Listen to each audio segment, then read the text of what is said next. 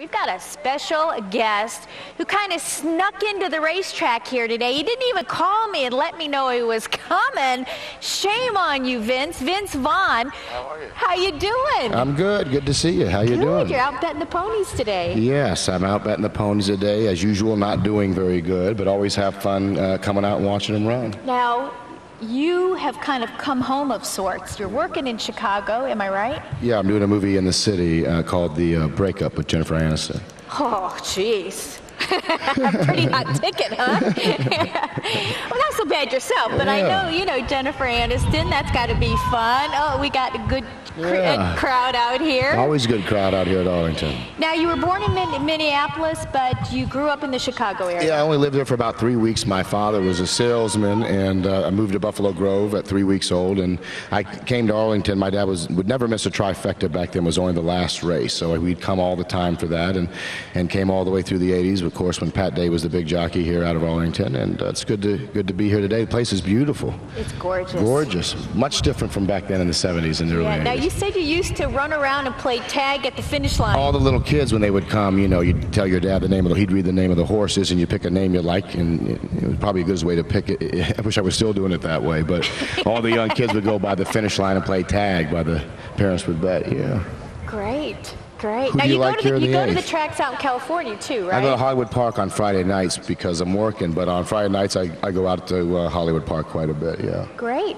So, listen, you ought to be able to come up with a real good winner here in this race, I would think. Well, this one, there's only 4 horses, so you got a pretty good chance, don't you think? Well, sometimes that compromises certain horses' running style, though, when there's a depleted field like that, Right, but as someone picking a horse, the less horses there are, probably the better chance you have, just out of pure luck. Not that I'm a professional handicapper, and I don't run my operation as well as you do, but I'm proud of you. Now, who's your favorite in this? Well, I tell you what, Discreet Hero is definitely the horse to beat. I mean, he's coming in this race off of some awesome Beyer speed figures in his last 2 races. I think he posted like 100 Beyer speed figures in both of those races, a 102 and a 103. He looks to take this race to the front, and usually when you've got a short field like this, the speed is going to benefit from not having so many other horses that are going to be jockeying for position. Plus, he has a great jockey on him. It's a longer race. He's got the leading rider, Sean Bridgman. We call him the Mo Man. Well, the Mo Man is definitely a great jockey, and the horse is a great horse, and then it being a long race and having a great jockey, that's a hard one to go against. That's why he's going off at even to start things off with. Well, we got number 5, Nkosi Reigns, out of the stable of Christine Jenks. Now, she's our second leading rider and has our second leading trainer and has the second leading rider aboard. And this horse is going to be stretching out here just a little bit to the distance of 1 1/8 miles, a basically new distance for this horse. And this is where tactical speed comes into play. And what makes you feel, has it ran 1 1/8 miles before, the horse? No, never run 1 1/8 miles. So that's the only big question mark, but definitely a quality horse and a quality jockey. And also, this horse loves the Arlington Park surface. This horse is 5 for 5 over the surface, while Discreet Hero is also a horse that favors the Arlington Park surface. In fact, he pretty much can take his race to any racetrack. As you can see, he runs at Mountaineer, Turfway Park, Oaklawn Park, Churchill Downs. He just is a pretty awesome horse. And the 2-horse wouldn't be a total shocker to be in there either. No, this horse was previously trained by Elliott Walden, and he sent it up to his longtime assistant trainer, Shannon Ritter, who is now off on her own for the first time. Blinkers on this horse, and we have seen this play a significant role into horses getting to the winner's circle, whether they put blinkers on, blinkers off. And a lot of times when they'll put blinkers on, you'll see a workout, not necessarily that they have to, but obviously she's doing this for a reason.